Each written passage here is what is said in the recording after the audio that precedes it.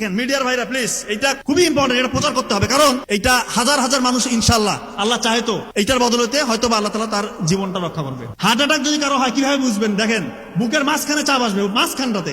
অনেকে মনে করেন বুকের বাম পাশে মনে হয় চাপ, না, বুকের মাঝখানে ব্যথা বা চাপ, এমন চাপ যদি 20 কেজি ওজনের একটা পাথর আপনার বুকে চাপা দেয় তাহলে কেমন ওজন লাগবে? ভারী লাগবে না?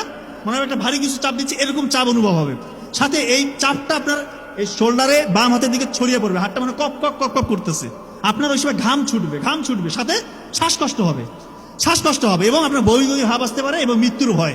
এই কয়েকটা ফিচার যদি আপনার থাকে, আপনি কাল বিলম্ব করবেন না। যদি হাসপাতাল পাশে থাকে অবশ্যই হাসপাতাল নেবেন, কিন্তু অনেকের এরকম হয় যে হাসপাতাল একটু দূরে আছে। এই জন্য ওই WHO এবং আমেরিকান হার্ট ফাউন্ডেশন তারা বলছে প্রি হসপিটাল ম্যানেজমেন্ট বাসায় করতে পারবেন।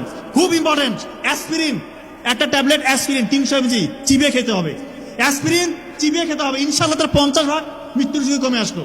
নাইট্রোগ্লিসারিন একটা হচ্ছে স্প্রে পাওয়া যায়, নাইট্রোগ্লিসারিন মার্কেটে বিভিন্ন নামে আছে, ওইটা জিহ্বার নিচে 2 চাপ দিতে হবে। আর একটা হচ্ছে অ্যাটরভাস্টাটিন গ্রুপের যে কোনো একটা ওষুধ 40 mg খাইতে হবে। আল্লাহ চাহে তো তার মৃত্যুর ঝুঁকি ইনশাআল্লাহ আপনি 70-80% বাসার মধ্যে কমাই দিলেন, এরপর দ্রুত হাসপাতালে নিয়ে যেতে হবে।